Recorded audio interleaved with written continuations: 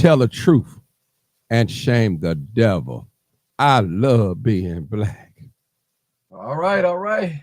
All right, come on in, people, come on in. This is the day that the Lord has made. Let us rejoice and be glad in it. 2025, January 1.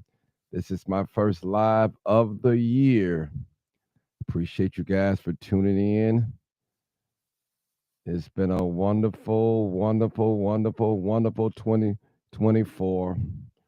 We had some trying times and we had some good times and we had some downfalls, but thank God we're still here. We made it into 2025. All right. I appreciate you guys. Come on in, come on in. And I got a great, great live for you today. Very informative, very educational. That's what we're talking about. It's going to help you out. It's going to teach you how to navigate. It's going to teach you from the fake, from the real. All right. I've been doing it for the last 10 years or better.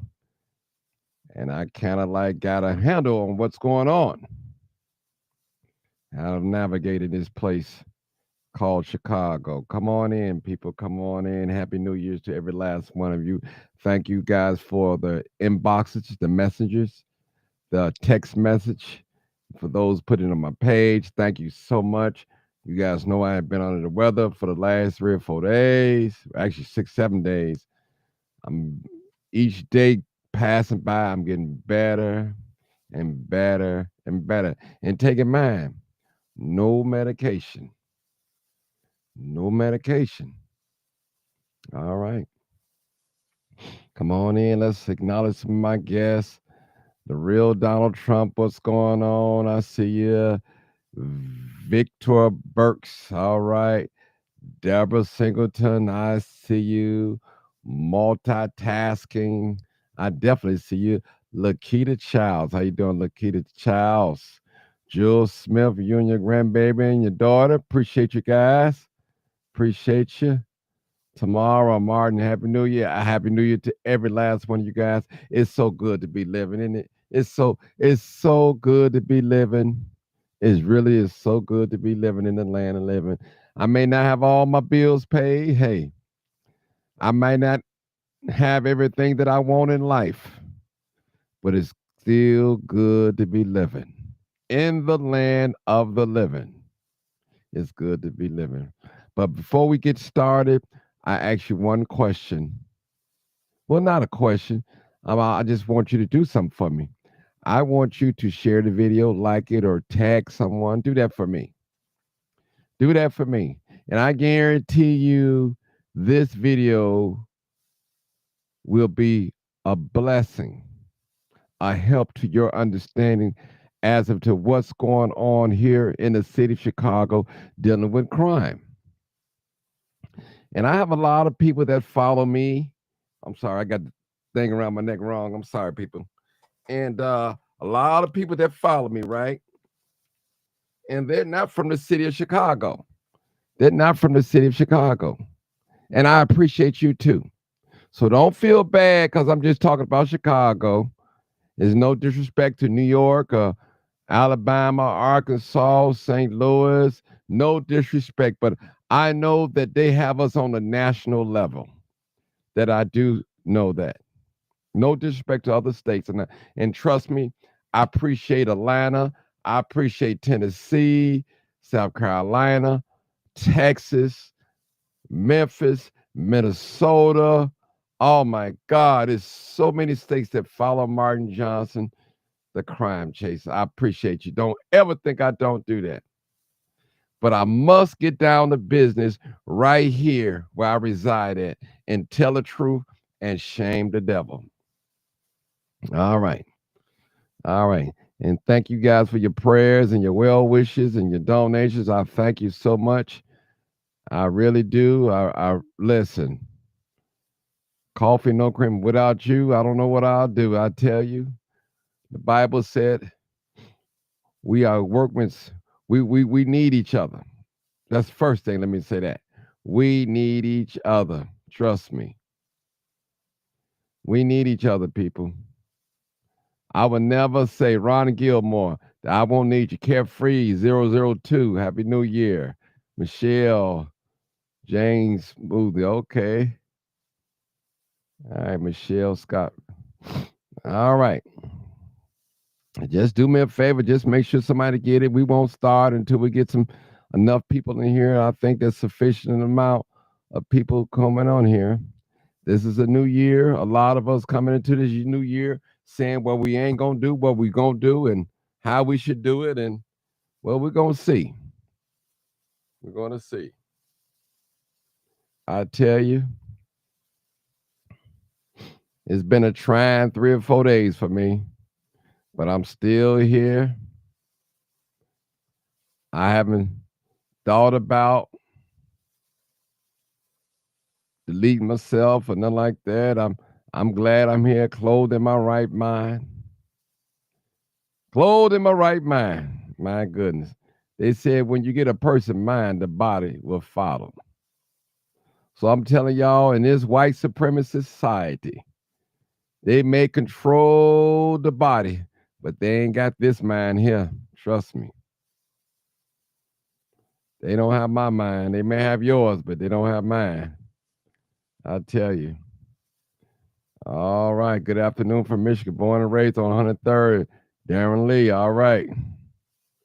Lisa, I see you. I see you. I see you. I see you.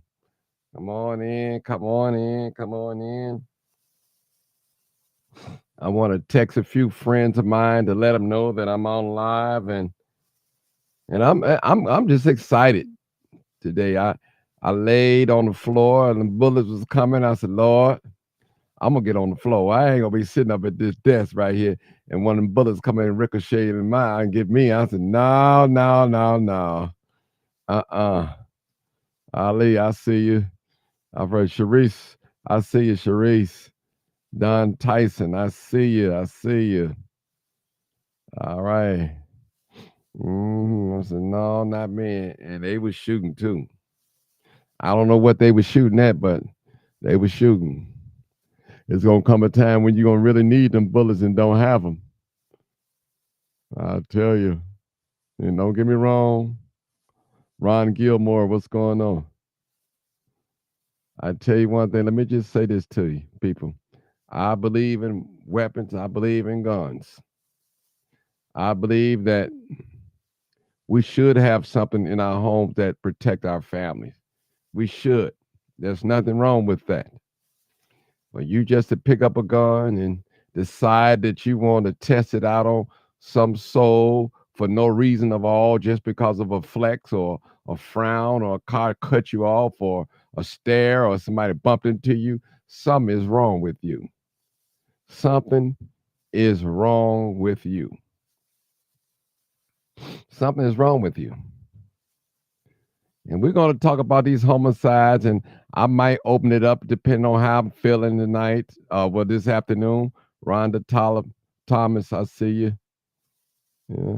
Derek Hood Hudson, I see you.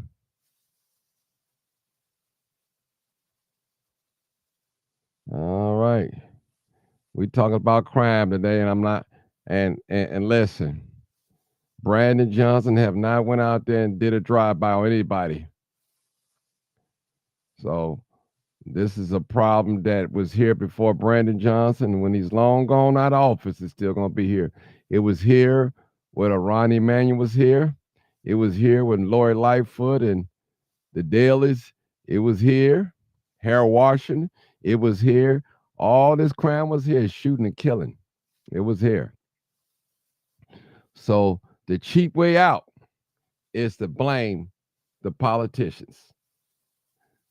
Where's the self accountability? We want to look at some of these charts I got here. I think I got some charts here. One chart here. Let me put this chart up first. I want to put this one up first, not that one. I'm gonna put this one up. This one up. Let me see if I can get it up. Yeah, there it is. Now, this is the list of homicides. Let me see if I can put it up there, right there. And I want you guys to see what it consists of. All right. And I'm gonna show you guys. All right.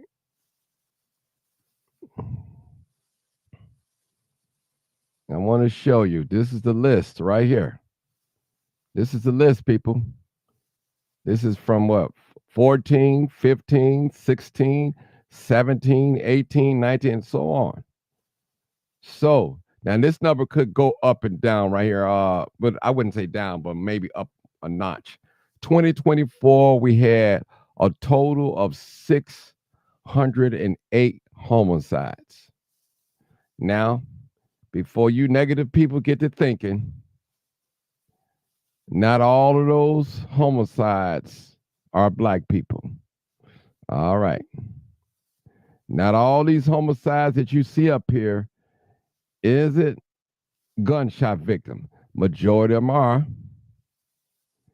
So I'm gonna tell you people, it's real here in the city of Chicago and in the south suburban land. 608 people. I wonder what the population is here in the city of Chicago. Hmm. But I always say one homicide is too many. All right, we had the lowest. Let's look at now. These are numbers. I didn't make this up, people. We're looking at, let me start right here. 2014. We had 465. All right. 2015, 513. All right. 2016, about 805. 2017, 684, 85 right there, give and take. 2018, 590, 92, give and take. 2019, 521. Now, take in mind, Brandon Johnson went back here in 2019. All right. All right, here, 2020, 798. 2021, I can't see the screen real quick. 800 and what? 56, I think. I can't see it because something in the way. All right. 2022. Ooh, I'm hot. I'm sweating. 735 to 39. All right. 2023. 650. So we're down a certain amount of percentage. Okay. We'll say about 42 from last year. All right. Well, the previous year of 2023. Okay. And so this is a lot, people. It's a lot. It's a lot. So, I mean, I come on here to talk about this and to let you guys know that this is a problem. It's a problem. Some of you have lost loved ones in this year. On this chart that I just showed. Also, let me show this too as well. Let me show this as well. I want to show the different communities. I'm sweating. Let me see, is this the one I want? I think it's just the one I want.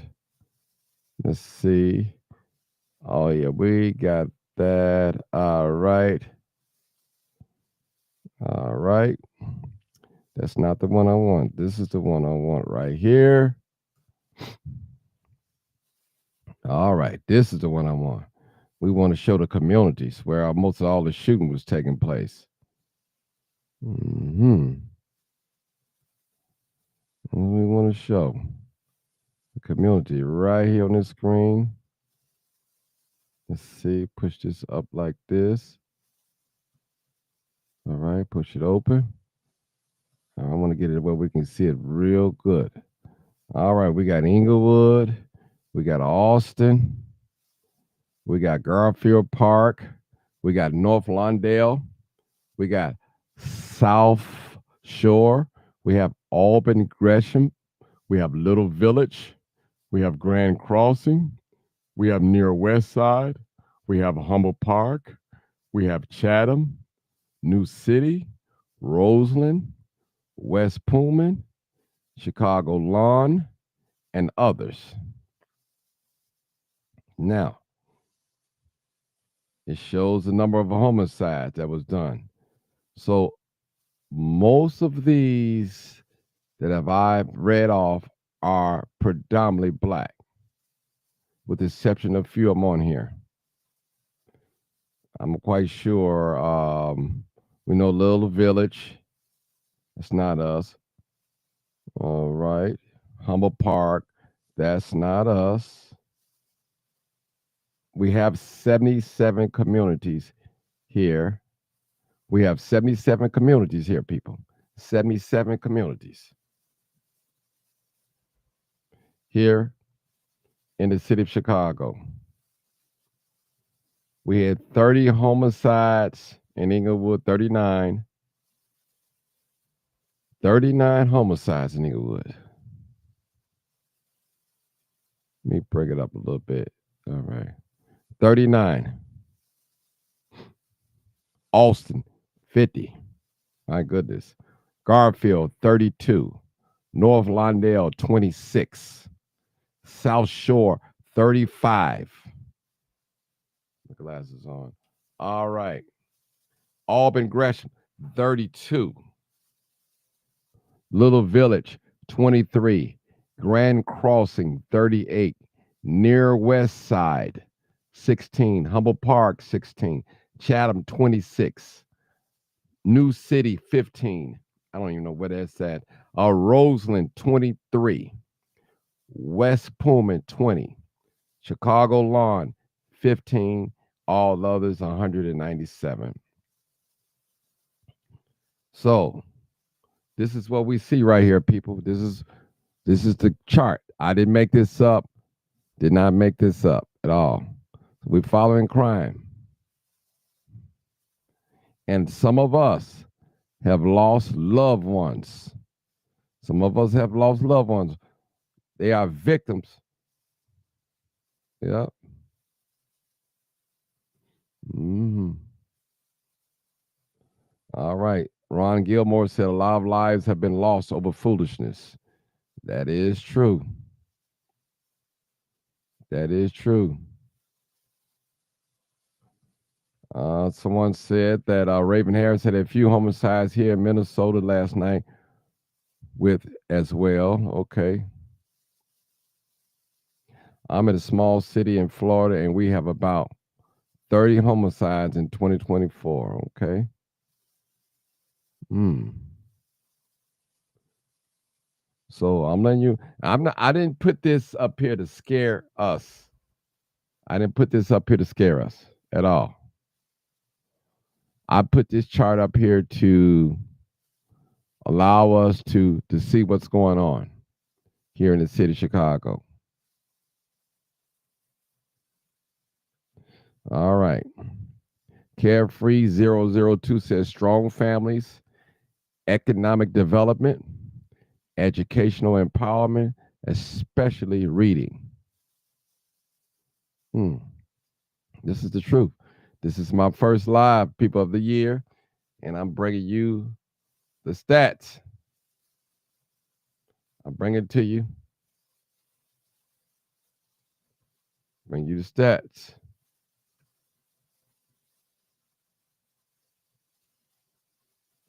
All right. Come on in, people. Come on in and make sure this is real. This is definitely real.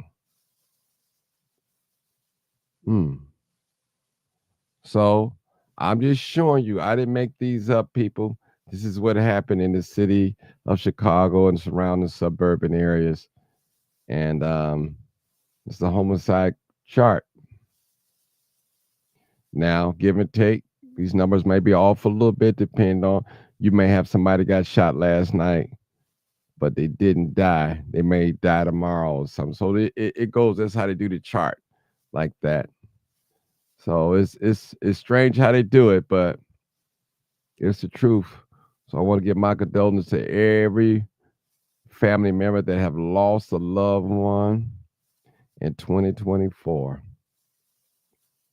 And it's tough, people, especially to gunshot violence, stabbing, and all that. It's tough. But I'm going to tell you, black people,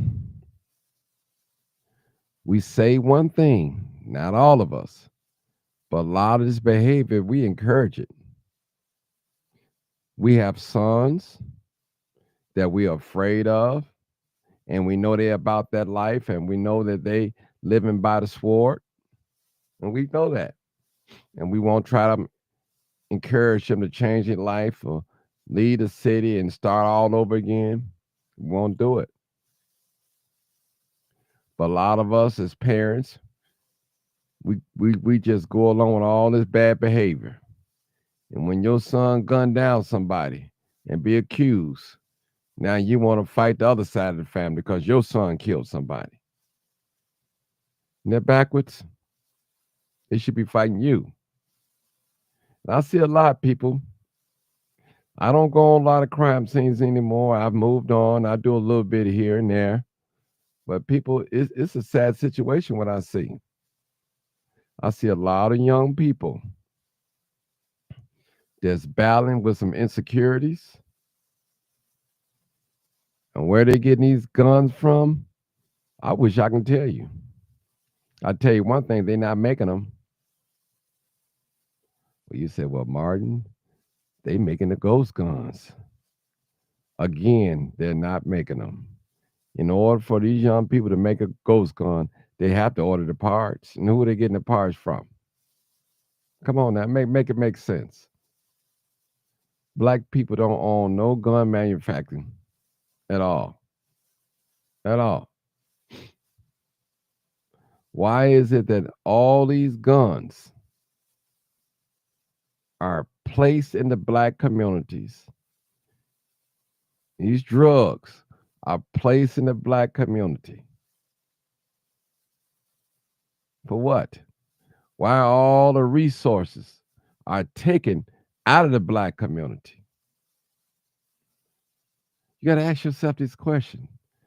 There's an entity, and I call it white supremacists. They're working against black people. You said, well, Martin, I was raised in that area. I never shot and killed nobody. I decided not to pick up a gun. I decided not to use drugs. And you done a great job. I commend you. But there are a lot out there that didn't do what you do. It wasn't because they had to, but they did it. Temptation was great to get some money. They felt a little power when they had a weapon in their hand. They was immature, didn't know how to use a gun, didn't know what it was for, how to use it. They think, well, I'm waiting on so and so and so and so for bullying me. I'm gonna go to school and get them. A lot of you right now holding a lot of bitterness because you got beat up in grammar school. Now you're looking for your bullies so you can delete them. Right now. Y'all know I'm telling the truth.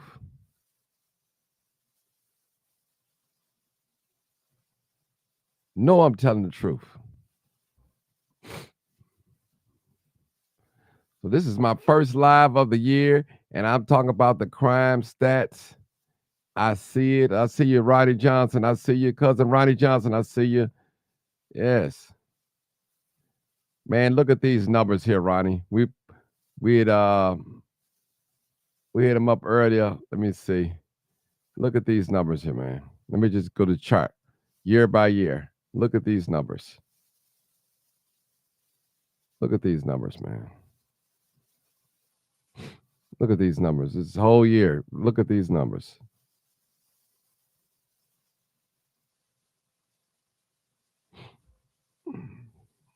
These are homicides. And not all these homicides are black now. I'm just letting you know. So get that out of your mind.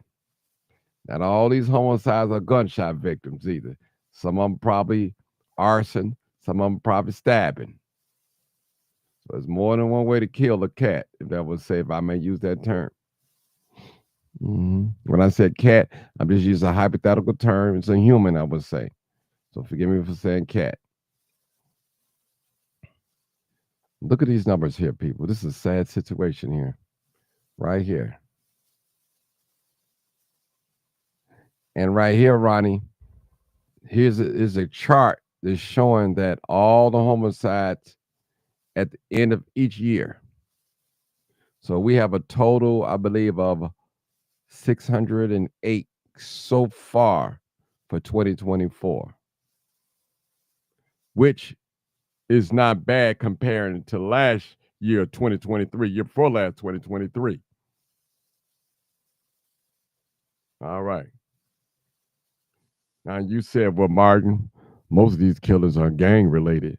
No, no, no, no, no, no, no. Don't blame all these killings on gang related. You don't know what happened. Some of these killings are probably from carjacking.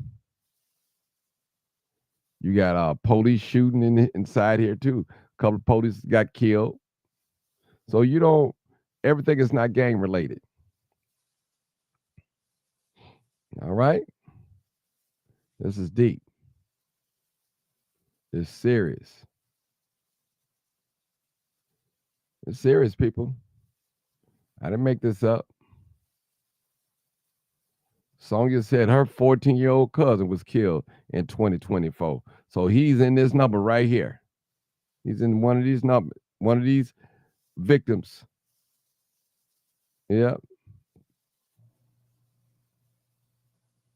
See? See, people? Yes, Ronnie, these numbers are disturbing. Then also, they put these numbers, they did put up another chart here. Let's see. We're dealing with numbers here, people. All right, now, if you look at this, that is not the one I want. I wanted this one. If you look at this chart here, Ronnie, Inglewood. You got, let me bring the screen up a little bit more for me. You got 39 homicides in Inglewood. 39. Y'all got to forgive me, people. I'm still a little bit under the weather. August, uh, Austin, 50. 32 in Garfield Park. North Lawndale, 26.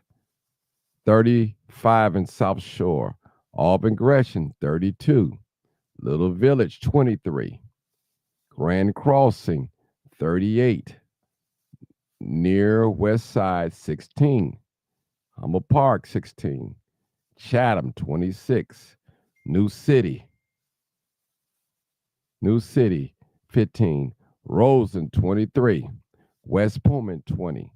Chicago Lawn, 15. And all others, 197. Now, notice, now, Ronnie, you know, and I know, if you look at Inglewood, it's targeting for property takeover. Austin, targeted. Garfield Park, North Lawndale, South Shore, all that is being targeted by investors. Now, these investors, they tell us it's not safe to live over there, but why are they buying up all the property? So I heard a brother come on my show and say, well, white people ain't coming back there. Yes, they are. And even if they don't have to physically live there, they're investing in these areas and getting these homes for little or nothing while we running away. Auburn Gresham, they buying up in there. Look, you know they buying in Little Village, Grand Crossing. They buying Humble Park, Chatham. All these properties are being sold in these areas. I tell you, people, this is real. It's real. I'm not lying to you guys.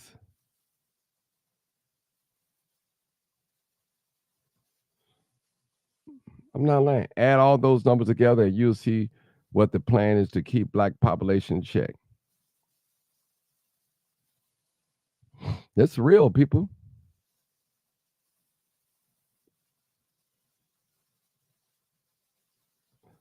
Now look what my cousin Ronnie said. He said Inglewood, South Shore, Austin, Chatham is prime real estate for developing areas. Hmm. So we had 39 homicides in Inglewood. Austin, we had 50. Uh-huh. South Shore, we had 35. See that? Ain't that strange, people? Why would somebody want to buy up some real estate in the area where a lot of homicides are being taken place? Ask yourself that question. Something ain't right, isn't it? Something ain't right. Y'all know what time it is. Well, now, like I said, show the police involved. I'll do that another time. Okay, I'll do that another time because I haven't put that up. They call it gentrification. This happened in Atlanta, Kirkwood, and Decatur during the 90s. Hmm. So this is what I'm saying. We witness this right now, people. Right now. See, they don't want to hear this. This is a new year, but I'm gonna tell you the truth. All these homicides is nothing but news to some of y'all. But when it hits your family, then it becomes your reality. You want everybody to stop. You want the activists to stop. You want the news to stop and help you find the killer of your son or your daughter. But when it comes to somebody else, you have no interest. I've seen a lot of parents, they want to start this group, but listen, we got plenty of groups. Where you been? You only got involved because you lost a son or daughter. But we've been doing this. We know what it's like.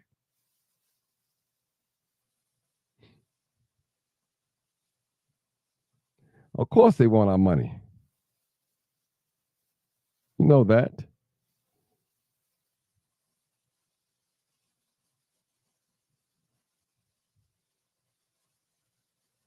All right. Cousin Ronnie said those are areas, are prime real estate areas for new development stages for railroad yards and future warehouse assembly line production outside of rehabilitation for the future middle class workers that will be the working force. All right. I'm just trying to educate y'all. You listen, you can take whatever you want with this message, but I'm telling you the truth. Telling you the gospel truth. We're gonna see it. This is what we're gonna see a lot of right here. Watch. Watch. This right here, this is what we're gonna see a lot of. We've said, let's look. This what a lot of bullets. Look at that picture. That's what we're gonna see a lot of. If we don't get a hold of ourselves and our children. I'm telling you, people, you see it. This is all what they do. These people getting paid to investigate all these shootings. That's what we're gonna see a lot of. Our young people have so much hate in their heart toward one another. It's ridiculous. But see, let me just say something. Let me speak to the parents real quick. Parents, they hear us talking about our sisters and brothers. I'm just talking about biological right now. The moment we on the phone talking with them, and the moment we hang up from talking with them, we talking about them like a dog right in front of our children. And we expect our children to behave a certain way and when they see us. The best example of any behavior is to practice what you teach, preach, or believe in. All right? That's the best example. There's no shortcut. No shortcut of that. It's a lot of hate. Your son, your daughter, hear you talking about your sister and your brother. Now, the first cousins, they got animosity against each other. Oh, she think her son good because he went to the military. He never got in trouble, and your son have always been a menace to society. Drive-by shooting, carjacking, selling weed, selling coke, popping pills, arson, burglary. See, and you bring in this man and that man and this man. The boy don't know who his father is, and you're afraid to tell him you don't know who he is either. He said, "Oh, we better watch it, Martin. You're going too far now. You ain't got the right to speak on that." Oh yeah, I got the right to speak on it, because that boy always gonna be running around in life with attitude because he don't know who his father is. He's mad at his father because his mother have told him that you left her. But what she didn't tell her son was we was never together. It was just a sexual thing. I saw you, you saw me, and we hooked up. She didn't tell you that your father was a married man that lived upstairs over us. She didn't tell you that. And she was a side woman. See, if a lot of these stories will come out, a lot of us as adults, we'll figure it out. I'm telling you. A lot of us young men that was raised by single parents, we carry a lot of bitterness toward men. A lot of bitterness. There's no crime because you was raised in a single family home. That's not a crime at all. Not knocking those that was raised in a single family home. But I will say this. There are a lot of deep, dark secrets that your mother probably would never tell you and she would take to the grave. One secret may be that stepfather that you call stepfather or your mama boyfriend. Now that she's got a baby by him, he might be the killer of your father. You don't know that. I bet you she do. Oh yeah, I'm telling the truth. Some of you young men, you need to sit your mama down and ask her what's really going on, mama. I'm grown now. Tell me the full story. Tell me what's up. Why is I'm carrying this so much bitterness in my heart against a man that I've never known, never seen, don't even know he really exists? Why? Don't worry about it, baby. I got your back.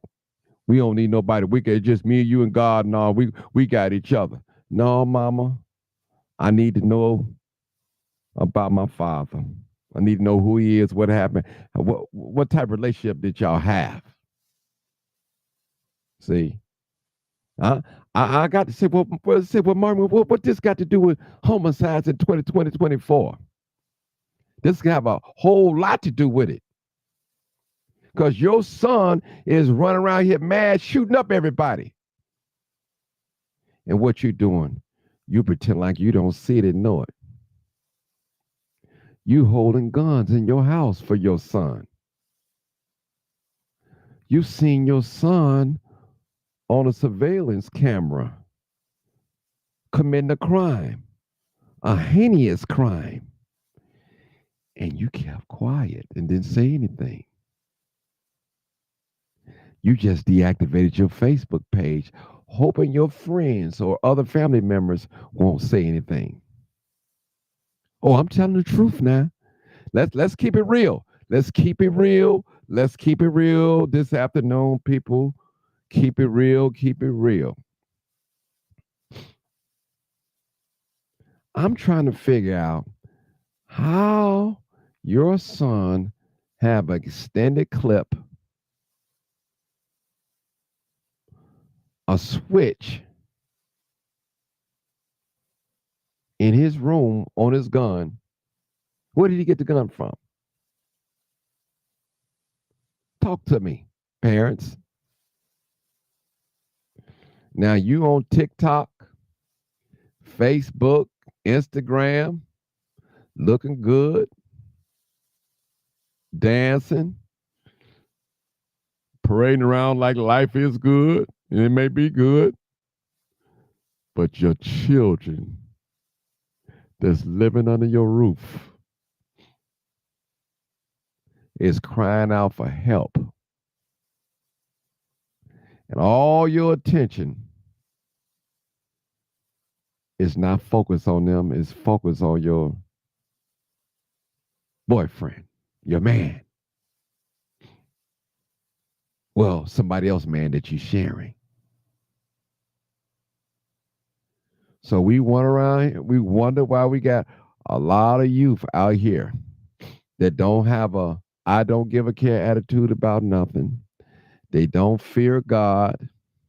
They don't fear their parents. They don't fear the police. They don't fear the teacher, their coaches. They have no type of fear of nothing. Some of them are heartless, cold blooded, can blow you away and go home and eat some Captain Crunch cereal. Oh, y'all know I'm telling the truth. I know some of y'all don't want to hear this, but we got to do parents. We got to do better. The fathers got to get more involved, and the mothers have to make sure they get involved. Now you mad because the father used you up. He got on his feet. He don't want to be bothered with you no more. You were just a springboard. Now he done moved on with his life and made him another family. So the way you retaliate is, I'm not gonna let you see your son anymore. That's cool. I'm gonna let you get with it without child support. But guess what? You're not gonna see your son no more. Now, who you think that's gonna hurt? Is that gonna hurt him or you? No, it's gonna hurt the child. That who's gonna hurt. You know what it was when y'all got together. It wasn't nothing but sex. That's all what it was. Wasn't no real relationship. You know it. You know the man hit a woman when he met you. He was living with another woman. You know it because what he did, he went in his pocket and peeled off a couple of dollars every time he came over. You was cool and you kept quiet. You didn't say anything. You know what?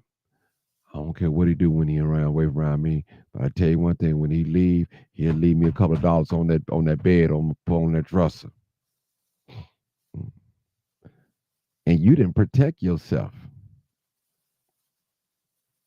Now you decide to have a baby by him, and you told him you was pregnant, and he gave you money for an abortion. You took the money, and you decide not to have an abortion, which I believe was a good thing. Now, don't get me wrong. Now, I'm not advocating for abortion now on here.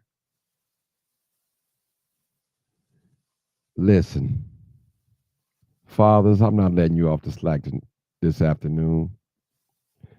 We must do better. Our youth are running wild. They don't care. They just don't care anymore. I've never seen so many young teenagers that's hooked on drugs. Well, the parents can't tell them because the parents using drugs themselves. Now, just follow me on this, people. If your son or daughter come in the house with a Mercedes-Benz key fob. Come on, talk to me, somebody. He, she, 16, 17 years old.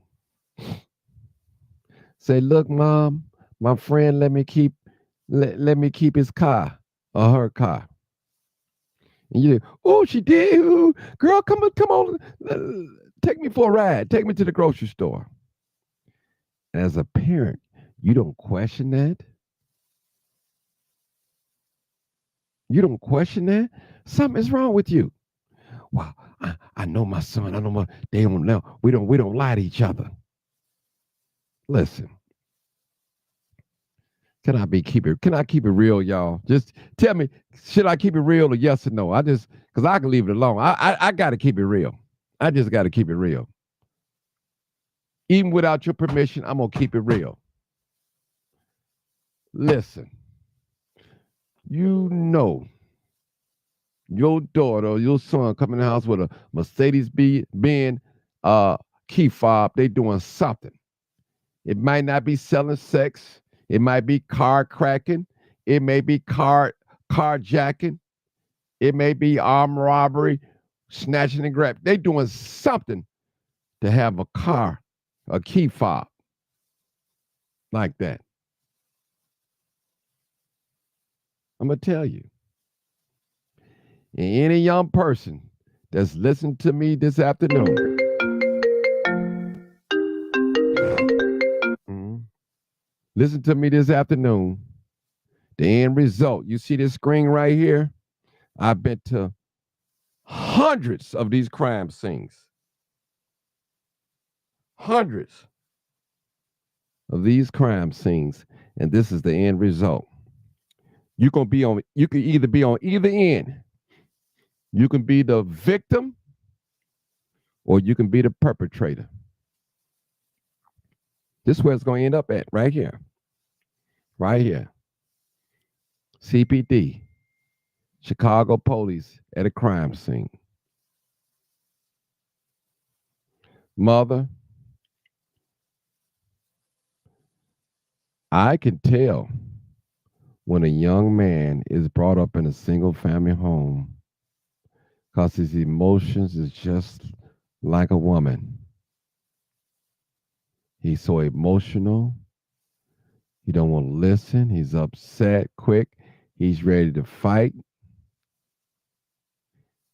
He can't control his emotions. His emotions is getting the best of him. Real talk. Now, I'm not doing lot of hollering and screaming on here tonight. I'm not doing a lot of hollering and screaming tonight. This is real. So this screen that I got up here right now, people,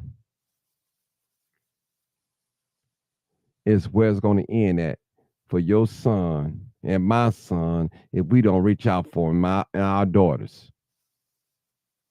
Now I might open it up for some calls. So I've been on hundreds and hundreds of crime scenes, people. Some stuff that could have been worked out, talked about, squash, could have been water under the bridge. But somebody got caught in their feelings. The ego got the best of them. They said they want some bloodshed. Real talk. Now,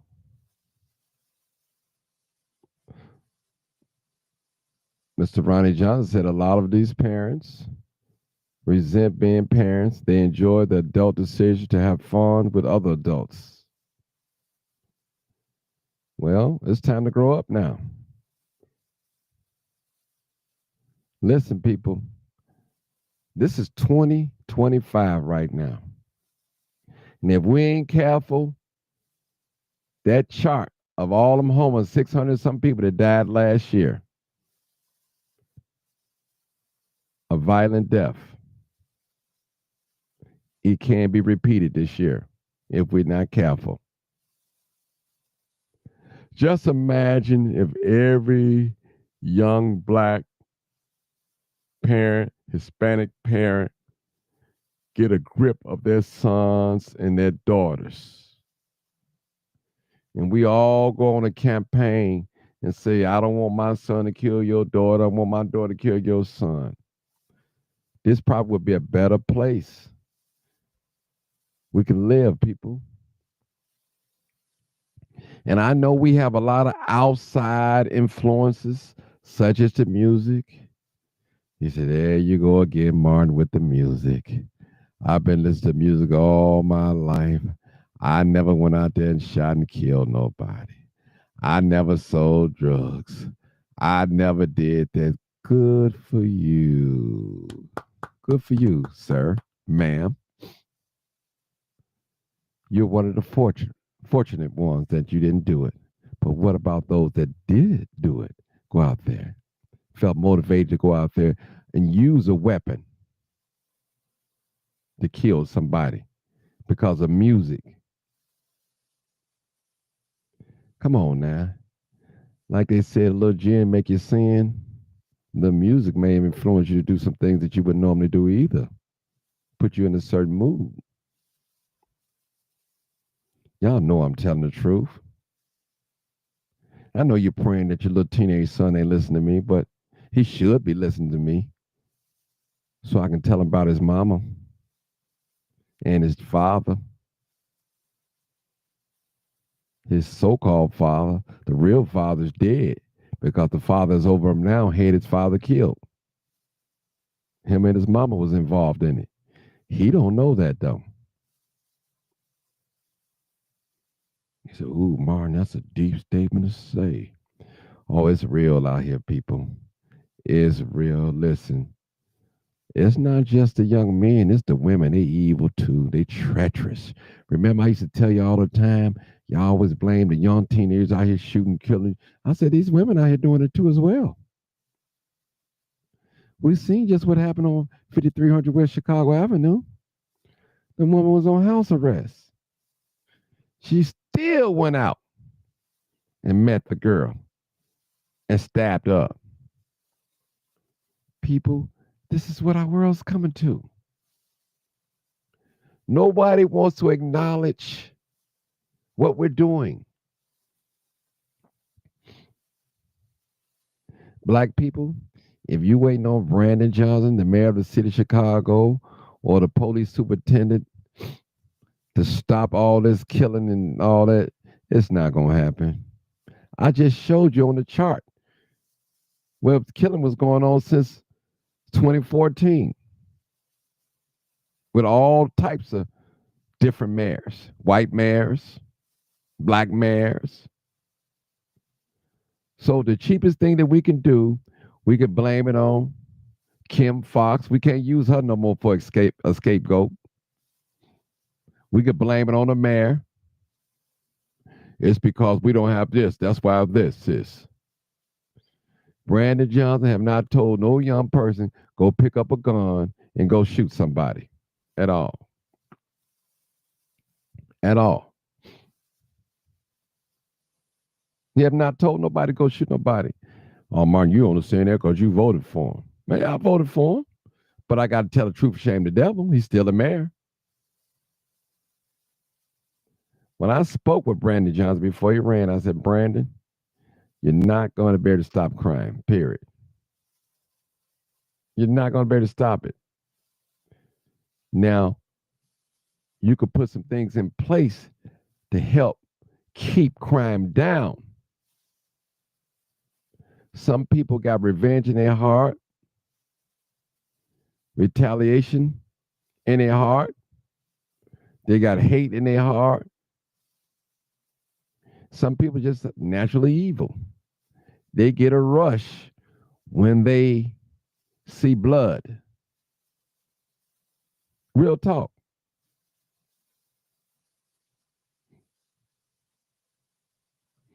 I'm telling you, man. Listen, y'all can say whatever you want. See, mamas, they get mad at me and roll their eyes at me. You know your son ain't no good. You know your son got 4 bodies. Now we come to the crime scene. It's your son got a white blanket over him now. Now you crying and you falling out. But you forgot all about your son, how many other parents that he affected, killing people. See, listen, karma has a way of coming back to us. Well, you say, well, Martin, I love my son no matter what. I'm going to stick by his side. And you should. But guess what? I'd be like, son, I love you, but you can't stay here, son. I can't support what you're doing out there in these streets.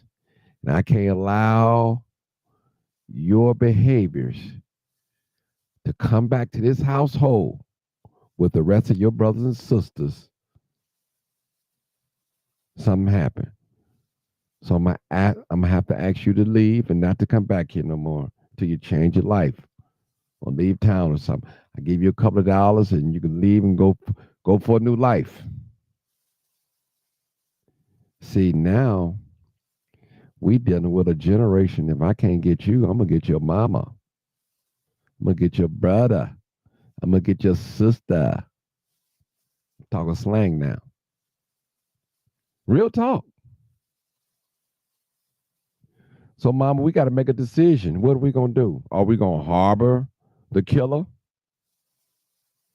What are we gonna do? You wonder why we can't walk outside and go in public places. Somebody get an attitude, they get to showing out. They got a new little Glock, a drum on it. Now they ready to test it. I gave you a video last night and showed you a clip that was 3 years old. Somebody out there right now got a new pistola, saying in Spanish, a pistol,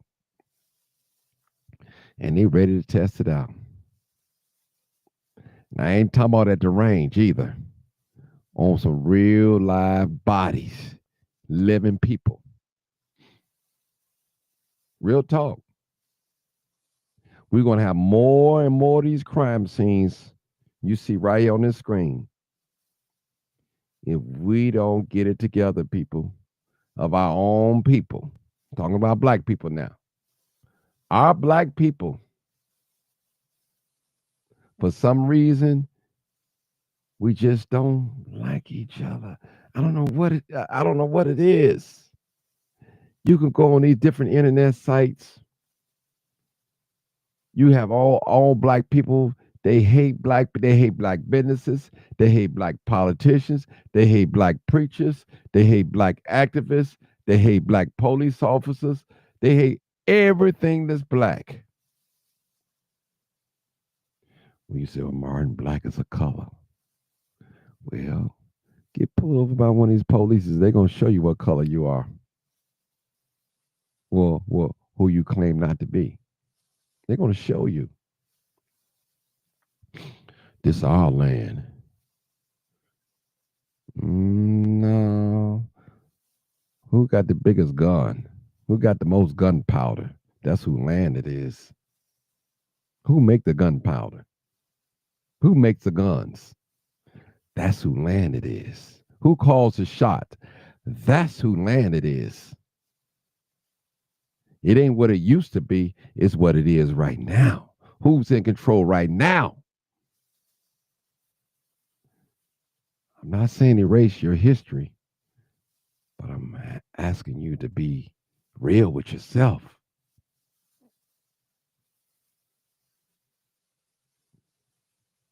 It's real talk, people.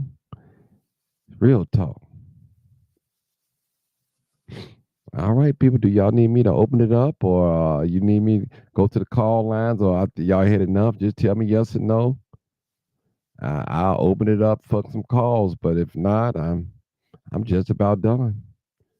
They say yes, no. If you want to call in and talk, I'm willing. If not, yeah, real talk. I can open up the phone lines and definitely can do that for us. Just let me know and I can definitely open it up. You want to call in? Real talk.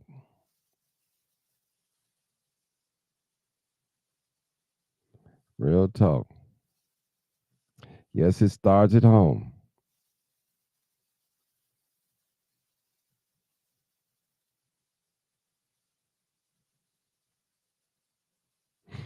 Okay. hmm These are some of the telltale sign parents. When you go into your house and you see jewelry, car keys, fancy clothes, coats that you know you didn't buy, it's only right for you to question your children immediately and get that stuff out of your house. And don't you be trying to wear that purse she bringing there.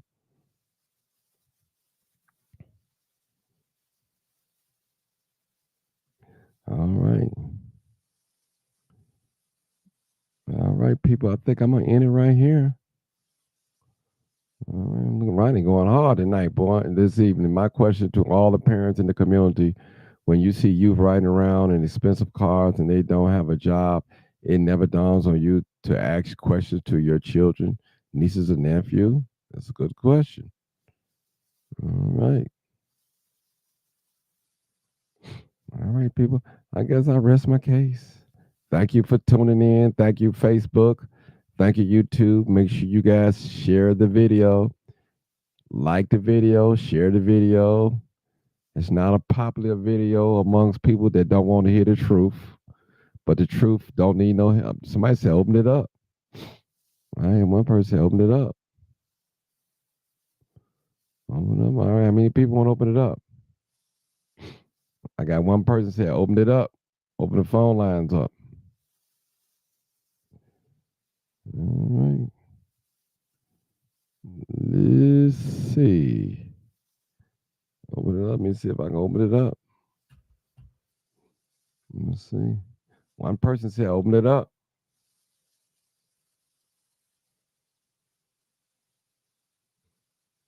Mm.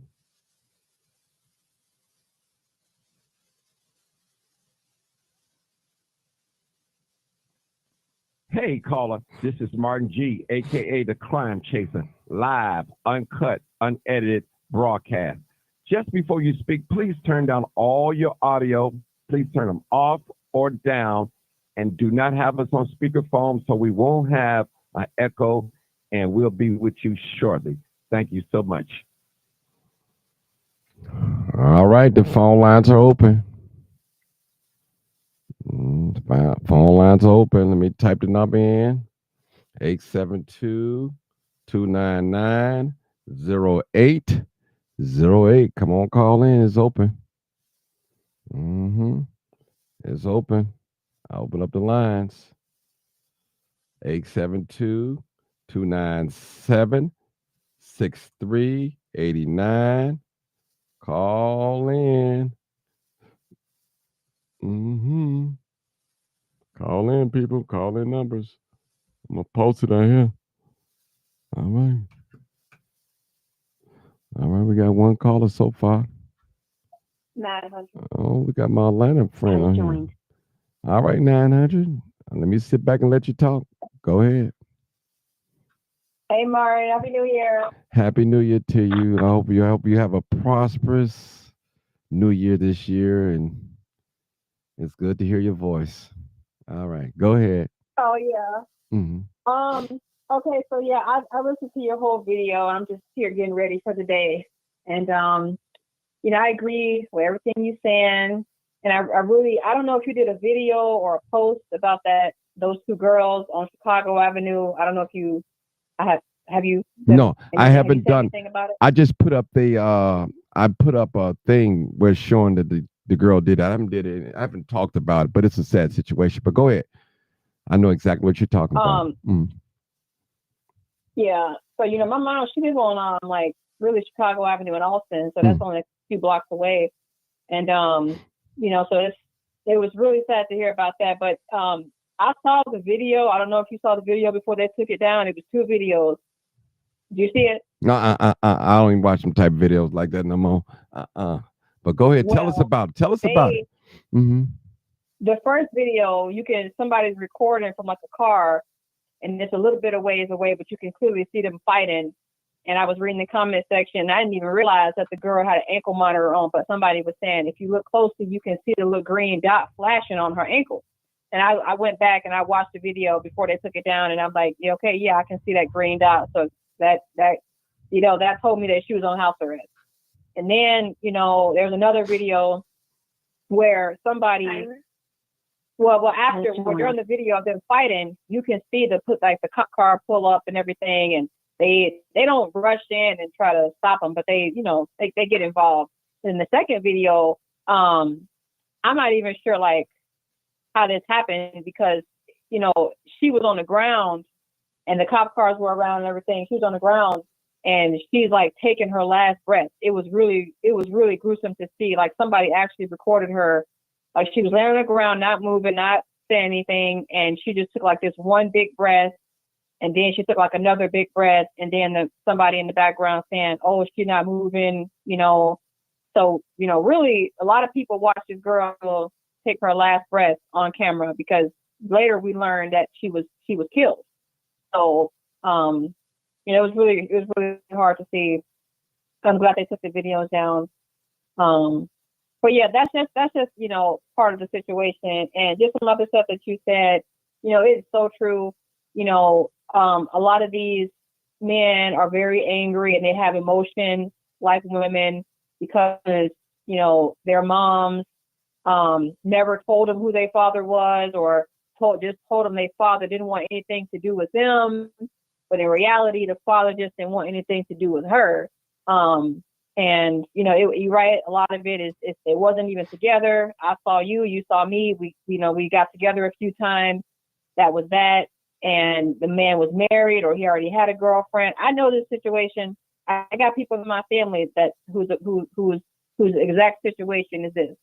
So it's real, and it produces angry children, but boys in particular produces a lot of angry boys, mad at the world, mad at their siblings whose life wasn't that way. Maybe their siblings knew their father, and they get angry, they get envious, and then they want to cut their siblings off because of just envy, and it's hard for them to they have the same mom but different dads, and one sibling got a better life, had a better life because their father was in their life, got money, and the other father, the mom may have put their father on child support and rarely gave them $1 and kept all the money, and so it's hold it right there, 900. Let me take this other caller. Thanks for the comment. It's so true. That's a sad situation that happened on Chicago Avenue. Young lady. My heart goes out to both families. There's no winners at all. One lady's going to be in jail for the rest of her life, and one lady, she's never not going to come back here again. It's it. It's over for her. And she had a child. She had a child. The killer had a child. 3821. Come on, caller. 3821. Yeah. I like to think that I'm more spiritual than anything. And for some reason, I feel like since Black people have the most kids out of marriage, because it says something about bastard kids or something like that. So I think it's it's something to that spiritually, when you having kids out of wedlock. And since we are the race that has the most kids out of wedlock, in effect, we have the worst community, if you get my drift.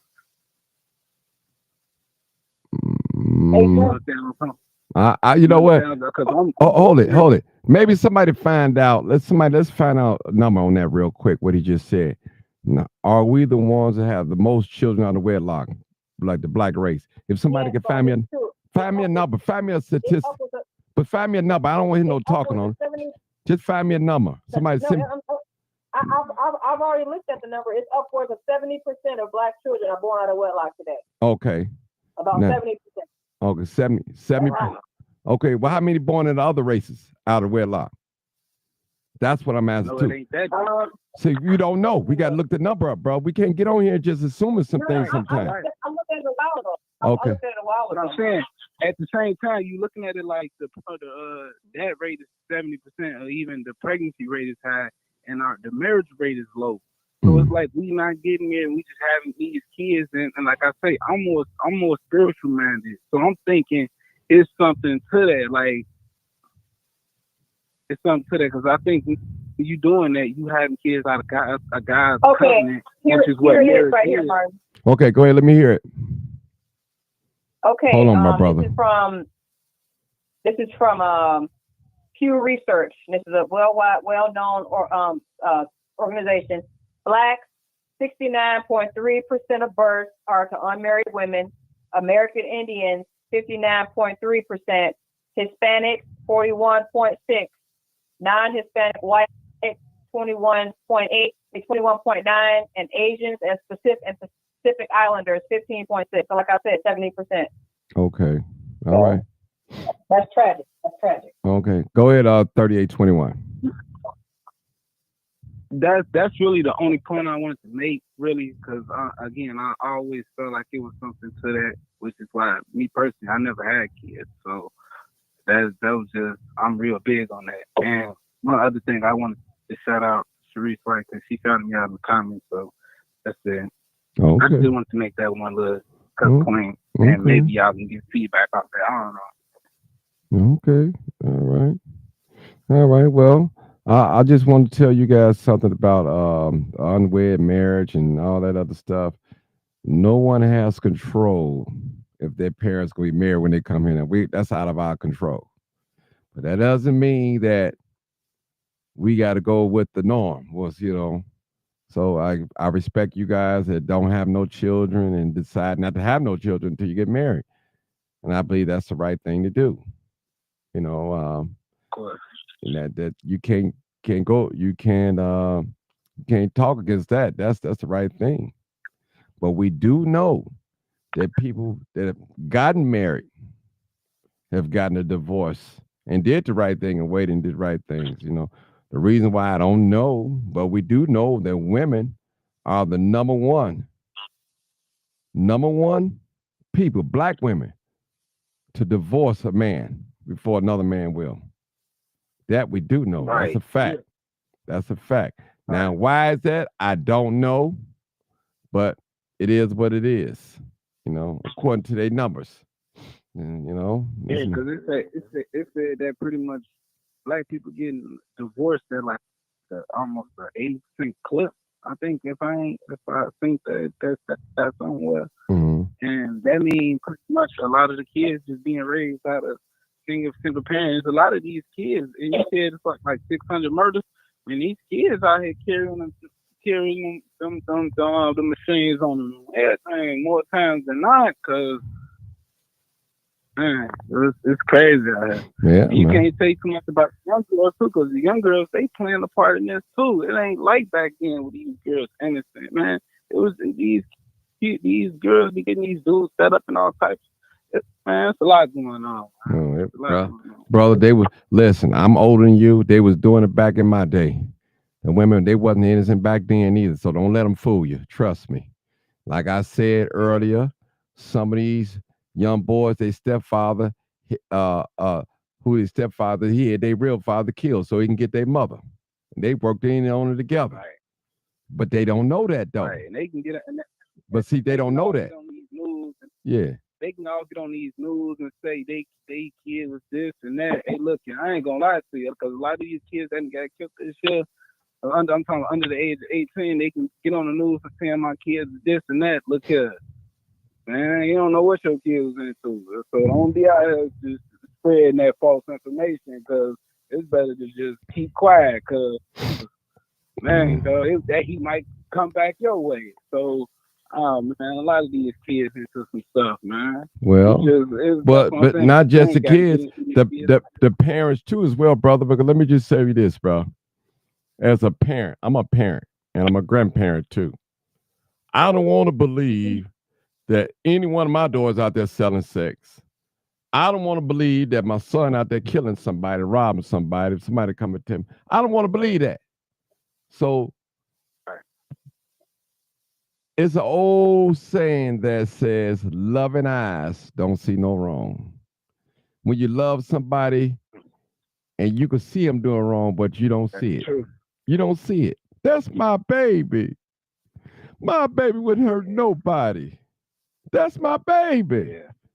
It is your baby, but your baby is a demon. Your baby has been overtaken. Your baby is demon possessed. Your baby shot 3-4 Right. people. And Go ahead, that's bro. why I think that come from that spiritual of being raised outside of God's covenant. You know what I'm saying? I'm thinking like it's something because I think that something gonna come for you, and if you're not in God's covenant, is you gonna might be easily be persuaded that way. You know what I'm saying? Because rest in peace to my brother. When he was out and he was doing him, I seen in his eyes that I ain't gonna lie, because they always say that the eyes is like the window to the soul. And one time I got to my brother, and I ain't see nothing in his eyes. Like, man, it was scary. It was scary, man. It was deep.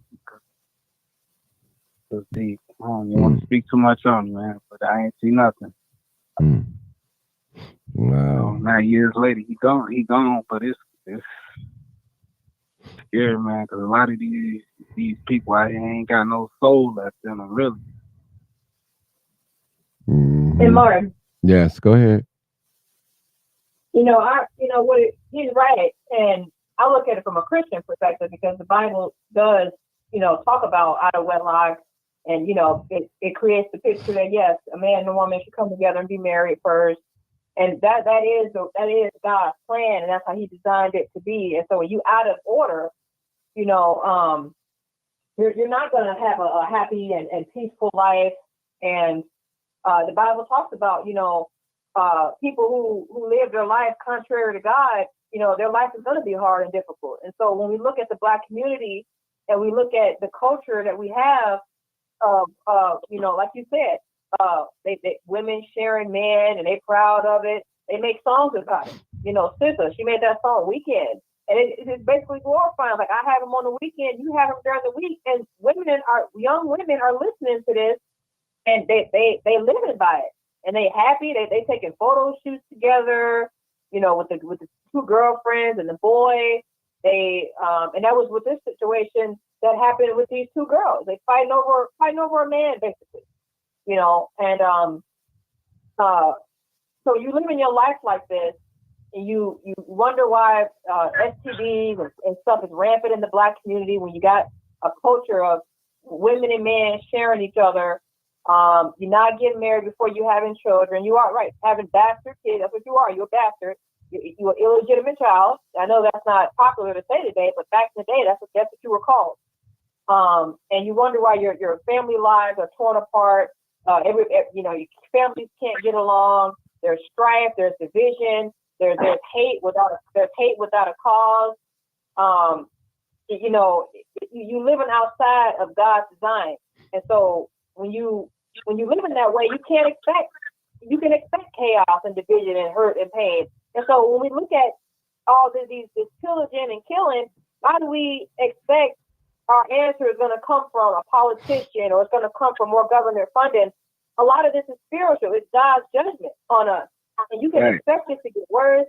You can expect it to get worse. And until people turn back to God, it's not going to change. It's only going to get worse. And you look at the generations that's coming up, like you said, Martin, they don't have no fear of their parents. They don't have fear of God. It's not going to be good. It's not going to be good. And, you can see the writing is on the wall. You can see the writing is on the wall.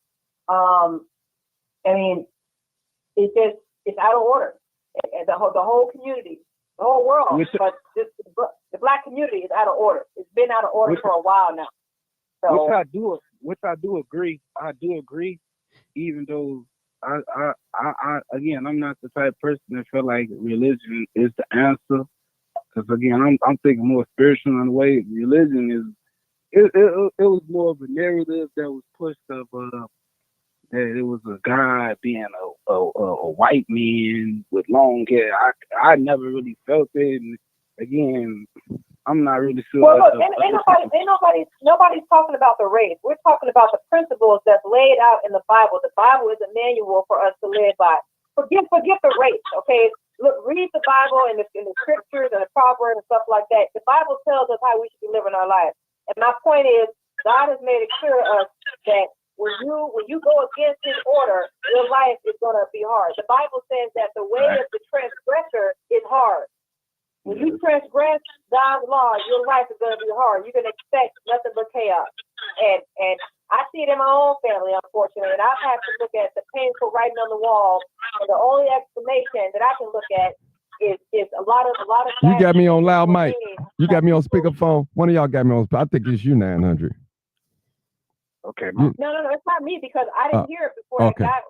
Somebody called. That must be him then. Somebody else. Yeah. Okay. Go ahead. No, I'm sorry. Yeah, I took you off. All right. But yeah, I've seen it. I've seen it in my own family, and I've sat back and wondered many times why this has gone wrong, why that's going wrong, why this family dynamic is no longer together, and it's painful to see. But a lot of bad decisions were made, and it trickles down. See, a lot of people think that sin is isolated. I'm just sleeping with this man. I'm just sleeping with this woman. Nobody's going to know. Yeah, we got a child, but that's our thing.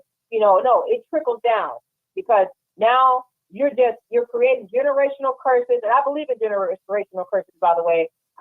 But they can be broken. Like you said, Martin, just because this happened to your family or your parents did this, you don't have to repeat that same cycle. But I will say that it takes work because when that's all you've known, that's the only model you've known, that it takes work. And it takes a lot of work and diligence to break that cycle. But, it's just, you can expect nothing but chaos. And it's not going to get better unless people do a lot of forgiving. They put their egos and pride aside, especially in the Black community. We got a lot of unforgiveness in our hearts against our family members. I know people in my family who ain't spoken to their siblings in years, in like 10 years, all because of some unforgiveness. And you can expect that they don't have to, and I'm going to tell you, they don't have a good life. They're not happy. They don't have any joy. And these people claim to be Christians.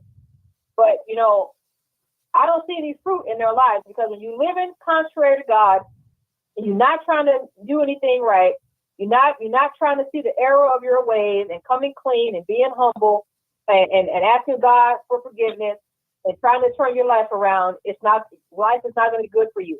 And people are raising in the Black community, they're raising their children. No, they don't take them to church anymore.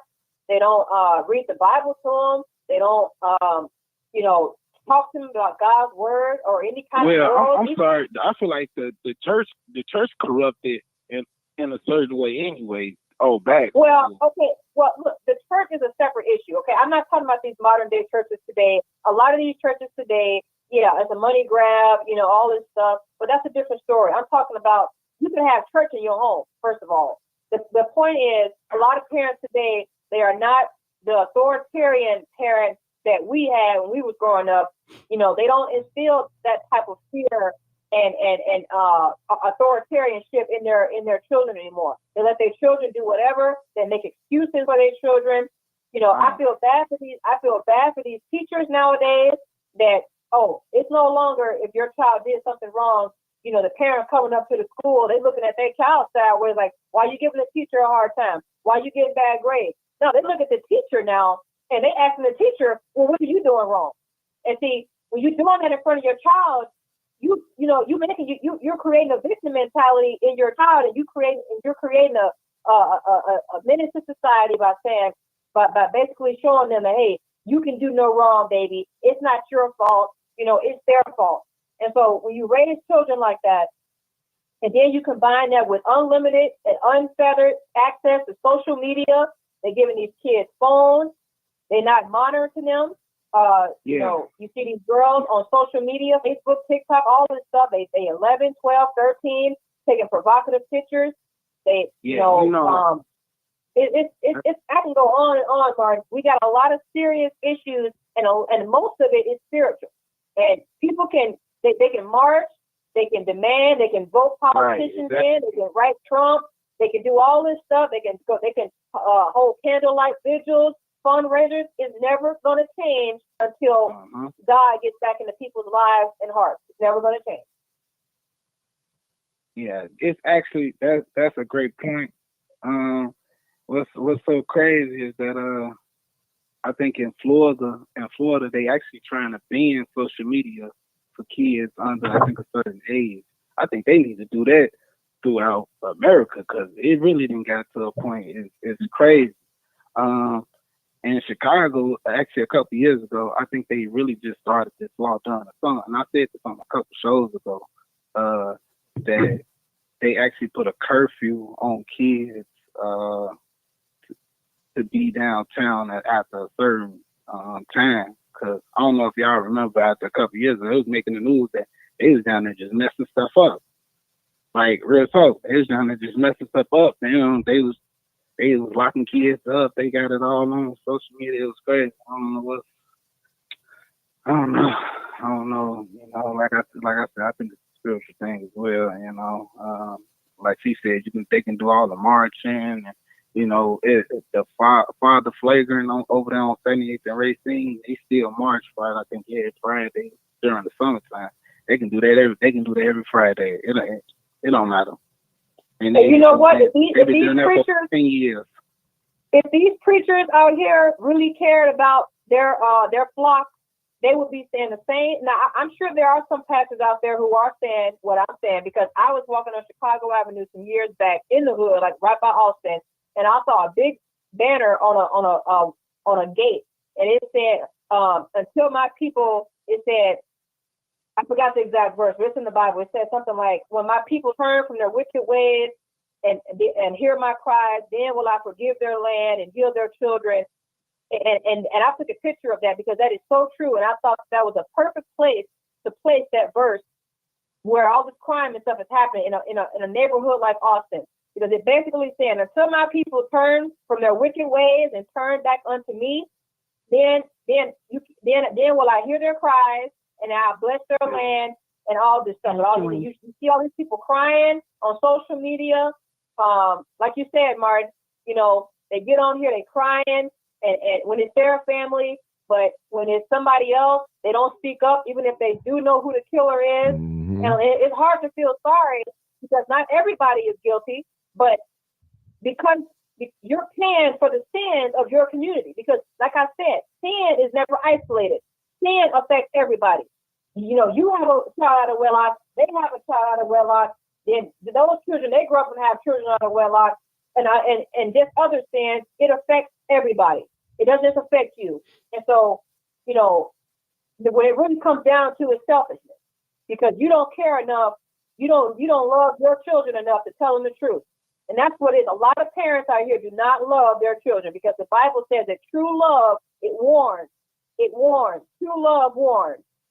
Your friends don't love you if they're not telling you the truth. Your parents don't love you if they don't tell you the truth. If they don't chastise you, if they don't spank you, they just let you just slide on by. They don't love you. They don't love you. That's what the Bible teaches. I'm not saying this. The Bible says that. Do you actually think that we paying for the sins of our ancestors? Because I remember talking to this Israelite that said that I don't know if y'all really believe in what they talking about, but he was saying that black people was cursed. Black people was cursed a long time. Well, I'm sorry. I know Mark got a new call. Right. Go ahead, Mark. Yeah, I got a new call. That's what he know where I was going to. Okay, Bill, go ahead, Bill. Go ahead, Bill. Hey, Mark, how's it going? Man, I'm hanging on in there. Go ahead. Happy New Year to you, Same everybody to you. on the panel. Same to you, Bill. I think one of the number one issues is with our kids and young adults. That picture is becoming to be the norm, and it shouldn't be. First of all, you got to rear your kid with a higher power in their life, higher power and love. Now, me growing up as many years as I have ago, it's a different beast out here. Along with, there was always a saying, if you don't get your kids, the streets will. That's the truth. But now the streets are not just in your neighborhood. The streets go from your house, your neighborhood to across the world with the internet.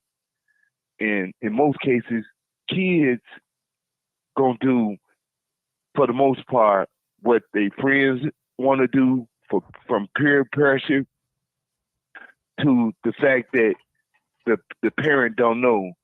But if you start raising your kids at a young age and not wait to get a grip on them at 10 or 11, you got a better shot. Nothing is promised. Nothing is promised.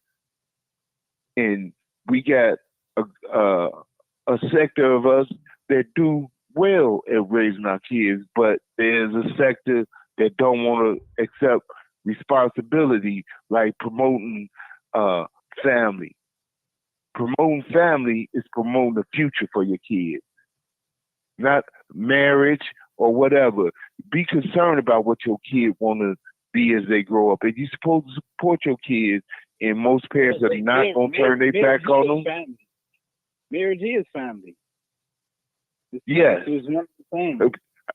I was sitting up here listening, and Martin mentioned about the music.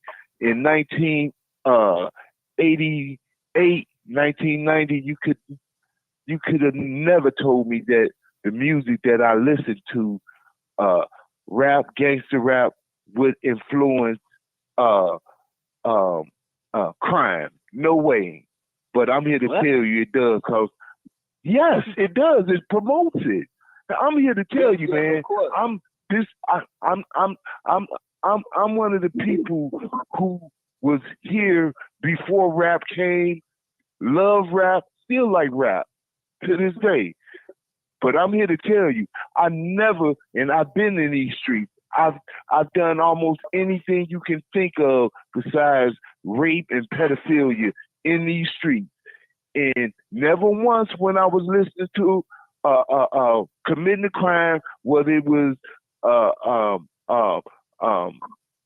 robbery, sticking up, selling drugs, never once was I trying to listen to Frankie Beverly or anything, any regular R&B. Never once. Mostly every time that I did commit a crime, I was listening to something that would encourage the behavior that I was getting ready, or the crime that I was getting ready to commit. But that plays a major influence, and we just got to get a hold to our people. And I thank Martin for his platform. You know, we got to get to our people and speak to not only our kids, but to our nephews, neighbors. It starts with a conversation, you know, to try to promote this love and put some togetherness. But the lack of respect in kids, but when you let a kid get up to 10, 11 years old and you haven't instilled some morals, integrity, and respect, half the time they're not going to have it. And they're going to be influenced by these streets. Martin said a thing that's 100% right. When a young man has issues with his mom and or his parents, period, but especially with his mom, and she's not directing him to do the right thing, and she on the internet and she messy is all outdoors, and he's harboring feelings because his first hurt is gonna come from his mama being his girlfriend.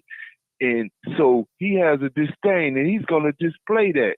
Like Martin said, he ain't going to be able to control his emotions, especially when he got this music in his ear, his boy who he think is his guy, a group of guys promoting him or pushing him to let that thing ride. You know, it's not going to be a pretty picture. And that scene up on the screen is going to be the end result. That's all I have to say right now. You know, I understand your point, but you also said that you didn't think that rap, I guess back then, I don't know if you're talking about like rap in the 90s or would influence this, but it was actually because I heard rap back then, and to be honest, it's not a surprise that that type of rap led to influencing another style of rap, which was like murder rap in a way. I guess I don't know how people want to call it. Drill.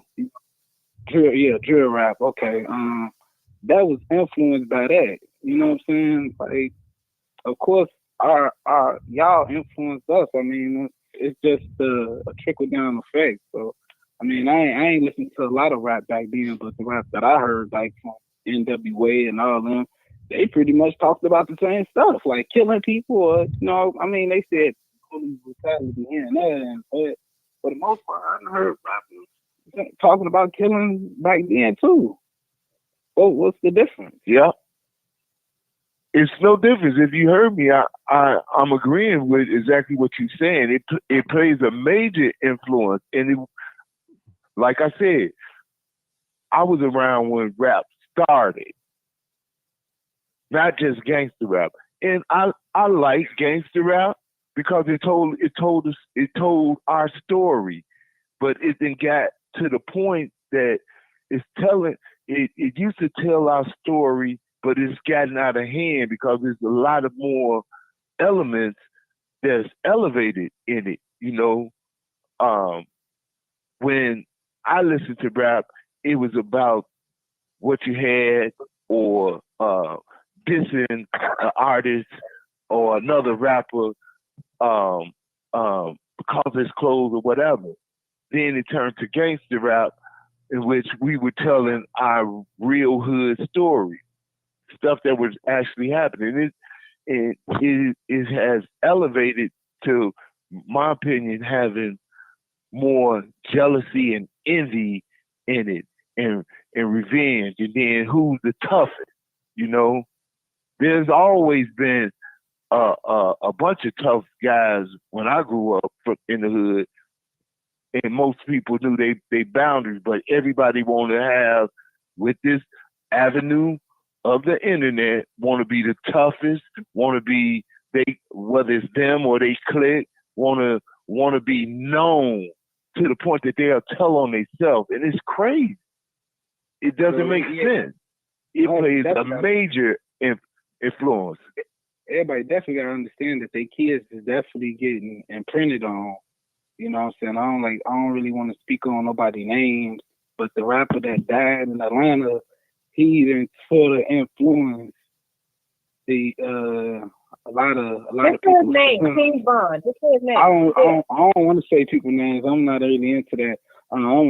But he didn't kind of influence a little wave in a way.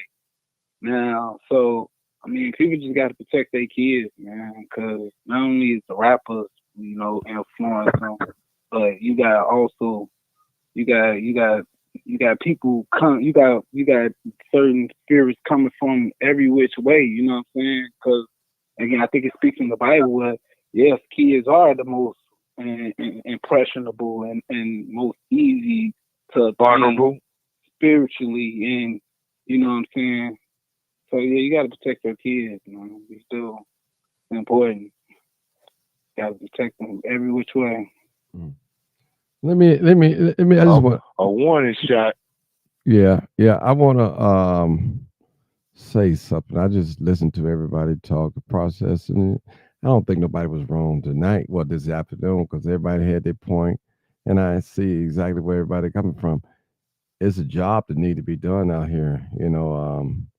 We got to start with our own relatives, our own family. We'll be right here the next year around this same time, 2026, God forbid, us be living, be saying the same thing. There's no channel that you can't go to that they telling you about what black people ain't doing. They'll tell you what black people ain't doing. I mean, you can go to any YouTube channel. It'll tell you black people ain't doing it. We ain't doing that. We first, last one married. We got a baby. And it's the truth. Don't get me wrong. Now we got to figure out how to take it up to the next level to help those black people that needs help. Now, we can't talk about folks if we ain't helping them, willing to help. Now, We got to do that. We got to listen, because a lot of us, we have nieces and nephews and children. We don't say nothing to, but you see my son, you'll say something to my son, pull your pants up. But I see your son all the time with his pants sagging, and you don't say anything. So we got to be careful with that, people. Now, I just told my neighbor, just hypothetical speaking, hey, I noticed it was 2 cars parked in front of your house, and I know you work the 11 to 7 shift, 11 at night to 7 a.m. in the morning. I'm just telling you. Now, I don't know who you had over your house, who was there, but it was 2 cars parked in front of your car your house all night. Now, the neighbor, she can't or he can't get upset because I'm telling you what I saw. You need to mind your business, Mr. Johnson. Take care of your own over there. I got this over here. No problem. The next couple of days, a murder take place over there in that same house while she at work. Now, she asking me, did my camera pick up anything? And I go right back to, hey, you need to mind your own business. Mind your business. See, you got to be careful how you talk to somebody. I'm serious. It could happen. Because it's known that when neighbors don't get along with each other, and when something happened, and that same neighbor know you don't get along with that other neighbor, you go to them and ask them, was their camera running? They'll tell you, nope, it wasn't even working. They'll have a whole murder on their camera. Or the person leave it on comment and won't even give it to you or the police, just because your attitude toward them. So we don't want to be the type of parent that we only see wrong when it comes to our children, other people's children, I'm sorry. We don't want to be that type of parent. So we have to be careful, be mindful of these things like that. Because our neighbors, they will tell on us and they will see some things. I used to couldn't stand a nosy neighbor. But then I love a nosy neighbor because, hey, they going to see somewhere you don't see it. I noticed, Martin, when you left last night, there was a white car pulled up. As soon as you left, it pulled up and went in the direction toward your house.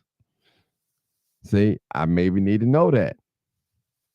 That's from a good neighbor. Now, you may take it as being nosy, but a concerned neighbor is always good to have, because they see what you don't see. That's real talk. And I'm right along with that. Yeah, no, you got some too. You just don't probably communicate. With that, Martin. Yeah. Hold on, Bill. You probably you got some good neighbors. You just probably don't communicate with them. And see, listen.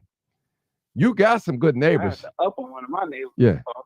So you just have to communicate with them. They see things, but sometimes, they keep it to themselves, and because you give them that look like, what you looking at? Don't speak to me. They can feel it. Well, I didn't say nothing to them wrong, but your spirit. Go ahead, Bill.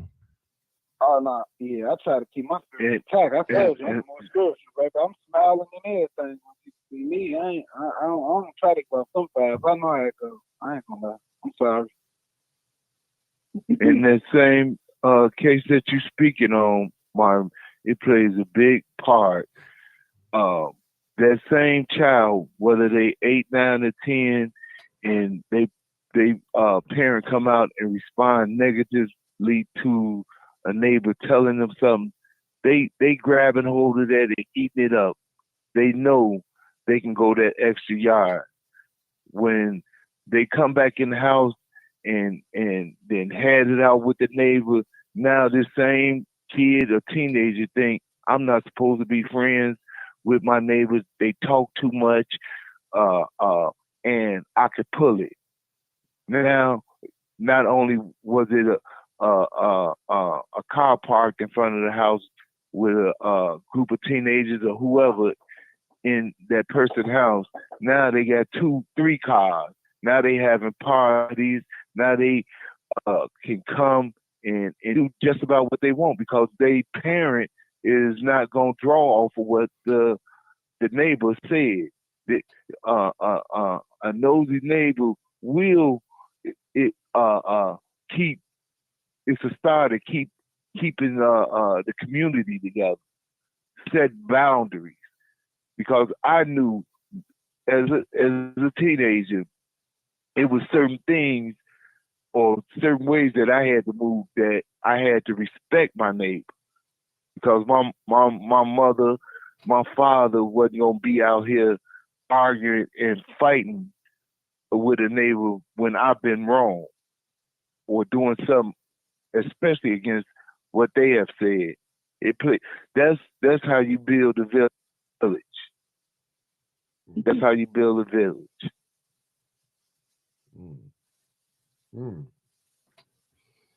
Okay. I'm tired, people. I'm still under the weather a little bit, but I hung on in there. Hey, Bill, I'm gonna leave it right there. I ain't gonna add nothing to it, or I ain't gonna take nothing away to it. Y'all already know what it is. You already know what it is. Live, uncut, unedited. Tell the truth And what? and shame the Happy devil. New Year to all you I guys. love Shame the being devil. black. All right. Peace out.